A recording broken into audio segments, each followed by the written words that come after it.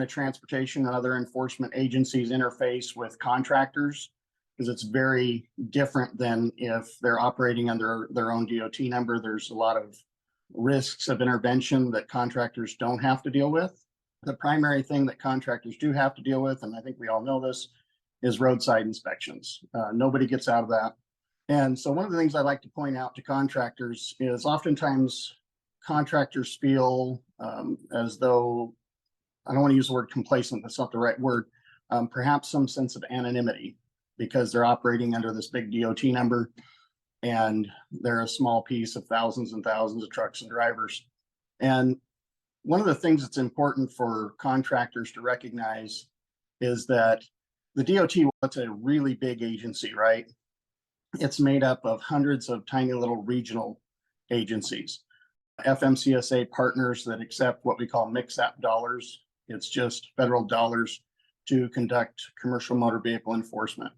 And so these are made up of sheriff's offices, state police, municipal, city police departments, sometimes DOT even maintenance are tasked with doing roadside inspections. You have state partners.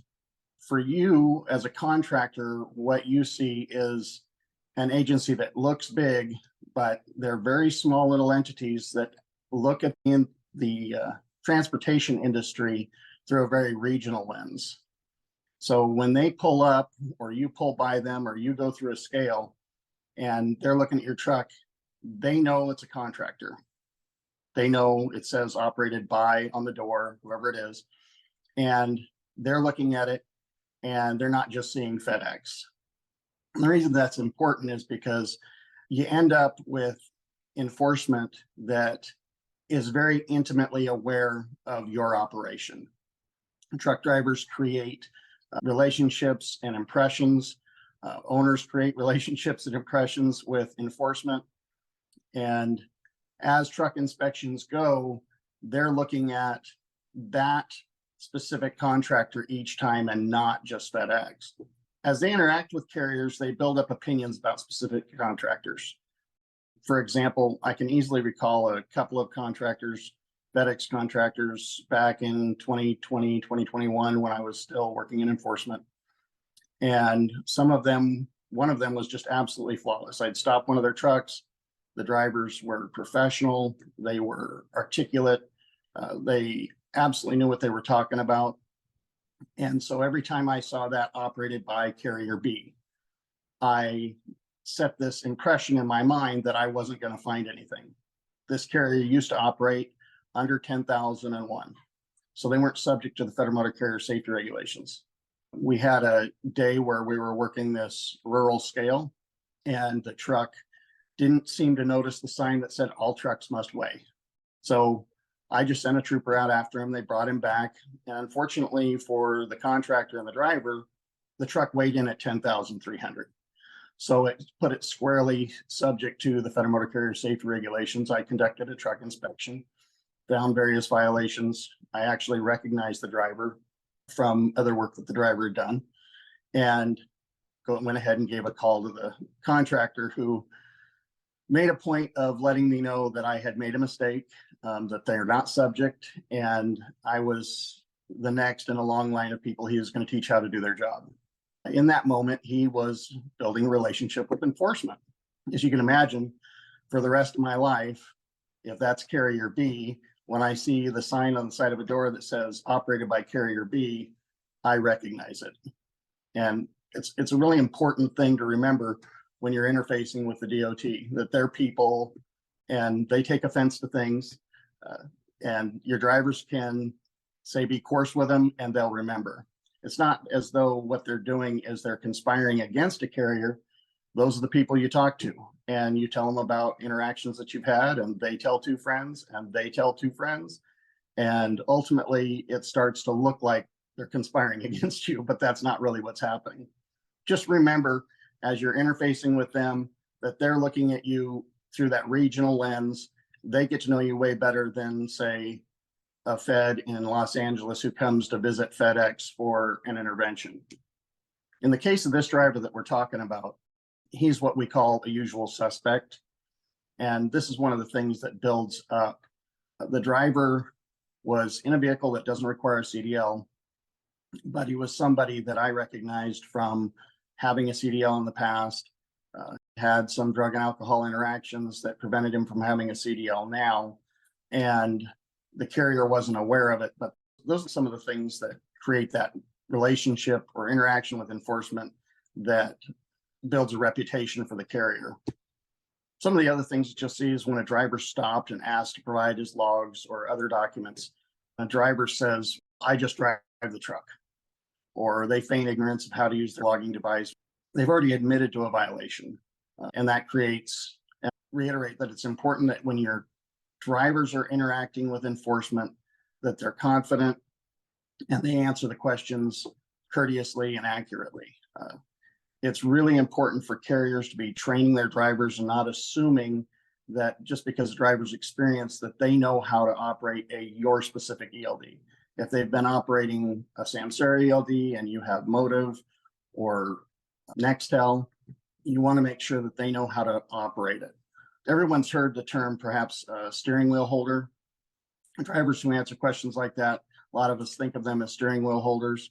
And some drivers are exactly that. But I think that every driver that is willing to come to work in the morning with the proper policies, procedures, and discipline can be a professional driver, can get things done. It just, I don't think there's any cadre of drivers that are willing to come in every day that can't be trained on how to do these things. And all these policies and procedures that you'd want to set up, obviously I can't go over them today. So what I want to talk about is red flags that we can go over really quickly. What does an inspector look for? Things like body trim parts missing, obscured, flapping in the wind. You can imagine that when an inspector sees that they expect to find other violations, and almost always they do. Lane restriction violation, there's another red flag. You'll find out that if you look at just FedEx's SMS profile, almost every inspection with a lane restriction violation, the DOT, is that the vast majority of the time, if you're being pulled over by an officer and you're on the road and it's not a scale or a port of entry, that you're dealing with the least experienced truck inspectors. And that's not to say they're not good enforcement officers, but they have a much bigger job. They're not just handling truck inspections and commercial motor vehicle enforcement alone. They handle law enforcement. So they'll drop an inspection in a heartbeat and run somewhere else. They might do as few as 32 inspections a year.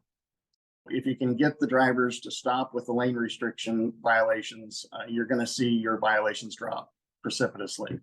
Things like another red flag would be the vehicle marked in accordance. If you just mark DOT and your number on the door and you miss the US, that's a violation 390.21T, and it's probable cause for a stop. And these are things that you as a contractor can be walking through the parking lot looking at your trucks. You can see these things and make sure that the trucks are marked correctly. Messy cabs, a dash covered with McDonald's wrappers. I can promise you that a filthy cab that can be seen from a weigh station or down in an officer's car has other violations. I know it to be certain 100% that there's other things going on there if the cab is just filled with trash. Another one is grease or oil on the surface of a wheel. Usually that's associated with a inner or outer wheel seal that's blown, or the cover on the hub oil seal is broken. Either way, those are automatic out of service violations. So you want to make sure that if you've had this in the past and you had a blown wheel seal and you fix it, that gets cleaned up, because it's a red flag for a stop. Tires damaged, gouged, sidewalls, things like that. If you can, move them to the inside. If it's a good tire and if you don't want to replace something, you don't have to. They could last for another 2 years. You don't want them in sight. Turn it around, whatever you have to do. These red flags get you stopped, and they have other things found. Battery box covers, broken steps. Those are big red flags to the DOT. Unsecured equipment, things lying on the deck of the tractor. whether it's chains, it's unsecured, it's an automatic out of service violation, you're going to get stopped if there's anything unsecured, any equipment like a pry bar, whatever it is, spare tire, it has to be secured. Not for inspectors like me, but a lot of inspectors pay very close attention to the conspicuity tape, or they call it retroreflective sheeting, the reflective tape that goes up on the corners of the cabs to identify it as a commercial motor vehicle. That's a big one. A lot of people stop for that. And it's very easy for you as a contractor to spot in your parking lot. So there's no reason to not deal with it. When you are finally stopped and you have violations, you ask yourself, how do I prevent these violations? What policy procedure can I institute to not have these in the past? And when you're thinking about this, you want to think about the most common violations that trucks have. Audible air leaks. One simple test that drivers can do, and they can do it multiple times a day, that can prevent these violations is, I'll just tell you how I found them as an inspector. Is I'd have the driver, once they were parked, release their brakes, give a full brake application with the engine off, and this will reveal 99% of air leaks. So it needs to be quiet enough so that the driver can hear it. Drivers who will chock their wheels, release their brakes with their pressure all the way up, and then give a full brake application, you're going to hear any air leaks. It is the #1 mechanical violation under the maintenance basic that's found. I will almost guarantee you that any driver or carrier that institutes doing this 3 times a day will never have another air leak found. It eliminates a lot of violations you'd otherwise have. Another big violation that are very common and they're totally unnecessary is brakes out of adjustment. And I don't expect drivers to get under and measure their brakes on a daily basis. I don't expect them to. A lot of drivers nowadays, they have automatic slack adjusters. It's not the simplest thing in the world. But what causes most of these is not a broken or defective slack adjuster. Most of the time, what has taken place is slack adjusters have mechanisms within them that require a certain amount of brake pressure to trigger the slack adjusting device. And really good drivers don't do a lot of hard braking. They're watching out ahead of themselves. They're approaching stops slowly, which is good for maintenance. You have much lower maintenance costs for drivers who drive like that. You have way fewer incidents with drivers who drive like that. But slack adjusters sit out in the open. They have a lot of little intricate parts, and they're in the grease, and they're in the mud, and they're in the sand. And if they're not getting readily adjusted every single day, they start to have trouble moving. It doesn't mean they're broken. One of the things that a driver can do is, when he's parked 2 or 3 times a day, give a full brake application. So I go up and talk to the driver, and then make sure this pressure was all the way up, and have him not dynamite his brakes, but do stab braking 5, 6, 7 times. I go back and measure, and less than half of them are still out of adjustment. Making sure that drivers do this, give full brake application, 100 pounds of brake pressure, 2, 3, 4 times a day, or specifically, if they get chosen for an inspection, when they get parked, give a couple of stab brakes, and it'll likely eliminate any brake that is out of adjustment. Once an inspection started, it's really important that drivers confidently interact, but don't prolong an inspection by arguing. Drivers really need to be careful about this.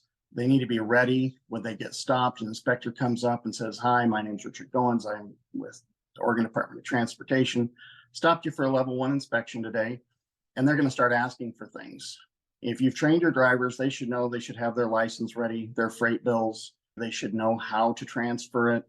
They should know where their various instruction manuals for the device are, and they should be ready to hand those off to the inspector. It says a lot to the inspector about the driver. Things like supporting documents, fuel slips. There's 5 different kinds of supporting documents that they're actually required to have. This could be bills of lading, dispatch records, expense receipts for on-duty time, electronic mobile communication records, but drivers really need to understand that their privacy isn't being invaded. It's part of the deal. It's one of the things that they need to have. They need to have their cab card ready, proof of inspection. This is super important that drivers have their proof of inspection, whether it's a sticker on the door or they have a card in with their cab card. It's a critical violation that affects rating. I just recently saw a Missouri carrier get stuck with an $8,000 fine on their compliance review. The only serious violation they had was failure to have a single trailer for a single trip with a periodic or annual inspection. I suggest a whole blank logbook because some inspectors are not very cooperative. All these should be part of the driver's pre-trip inspection. Things that drivers should know are not just what these documents are, but how to make sure that they have them. I try to recommend to drivers a little known procedure as part of their pre-trip inspection. And this procedure is just what we see when we see a pilot who's doing their pre-checks. If they will audibly call out each thing that they need to make sure they have in their permit book, each thing that they need from their CDL, or call out whether or not items in their log are correct, I can promise that drivers can go completely devoid of any violations by calling these things out, checking them, rather than, I know I got to do a pre-trip. What was it I needed to do? If they call it out audibly, then they remember. The number of tips, tricks, policies, and procedures that you can do to eliminate roadside inspection violations, I could go on for a couple of hours. The last thing I want to bring up is that when you have a violation on a truck inspection, that the driver needs to document it then and there. While I don't think that a driver should ever prolong an inspection, once that inspection's printed and they've been told what the violations are and they're getting ready to sign, they need to take pictures, videos. They need to have that inspector articulate where the violation is. You can even record the inspector telling you what it is. It will save a lot in the future if you need to dispute this violation. And I would strongly recommend that we train our drivers, every single one, what to do at the end of an inspection. I strongly recommend that we do that because there's a lot of violations out there that shouldn't be there, and I'd like you to not have them on your record. So there's a lot more things that I could go into, and I would really love to. If you have questions, you can reach out to me there. Thanks.